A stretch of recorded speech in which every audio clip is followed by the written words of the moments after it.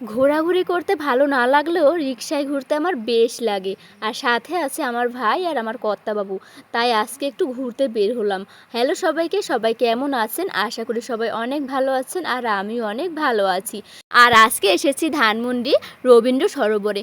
যদিও দিদির সাথে এখানে আরও একবার এসেছি, তবে তখন না অতটা ঘুরে দেখা হয়নি। ওই যে ঘোরাটা অনেক বেশি পছন্দ না বলে কোথাও আসলে খুব তাড়া থাকে, কখন বাসায় যাব কখন বাসায় যাব।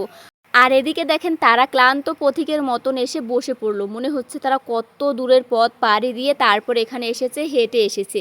একদমই কিন্তু তা নয়। আর জানেন কি, এখানে লেবু চাটা এত বেশি খেতে টেস্টি, আমি তো অবাক হয়ে গেছি জাস্ট। আমি কিন্তু একদম চা খাই না, কোথাও গেলে আমাকে কেউ চা খাওয়াতে পারে না। কিন্তু কর্তাবাবু বললো এখানের চাটা জাস্ট একবার খেয়েই দেখো না। পরে ভাবলাম এত যেহেতু বলে খেয়েই দেখি না, চা তো।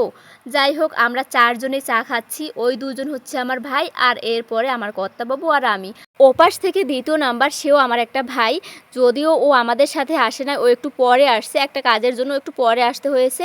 তো যাই হোক, আমরা অনেক বেশি মজা করলাম, অনেক বেশি ঘোরাঘুরি করলাম। আর একটা কথা ভাবলাম, আমাদের বাড়িতে প্রচুর ডাব হয়, এখানে এসে যদি আমরা ডাবের ব্যবসা করি সেটা কেমন হয় বলেন তো?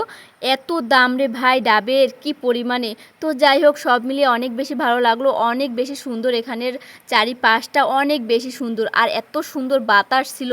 এরপর আমি দৌড়ে গেলাম শাপলা তুলবো বলে, কিন্তু তুলতে পারিনি, অনেকটা দূরের, তাই তুলতেই পারিনি। এদিকে আবার কর্তাবাবু ভিডিও করতেছে আর আমি আবার ভাইয়ের ক্যামেরা দিয়ে ভিডিও শ্যুট কিংবা ফটোশ্যুট করে নিলাম। ভাই বলল সে হাঁটাহাঁটি করবে, আমি ওই ভিডিওগুলো করে দেব।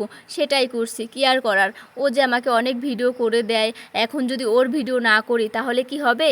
আর এখানে একটা ভাই লেক পাড়ে বড়শি দিয়ে মাছ ধরতেছে। এখানে প্রায় আমরা অনেকটা সময় অপেক্ষা করছি একটু দেখব বলে মাছ ওঠে কিনা, কিন্তু আমরা 5 থেকে 10 মিনিট বসেছিলাম, একদম মাছ ওঠেইনি, তাই আমরা চলে যাচ্ছি। তো যাই হোক, এখন ভিডিওটি শেষ করব। সবাই অনেক বেশি ভালো থাকবেন, অনেক বেশি সুস্থ থাকবেন এবং অনেক বেশি সাবধানে থাকবেন। টাটা।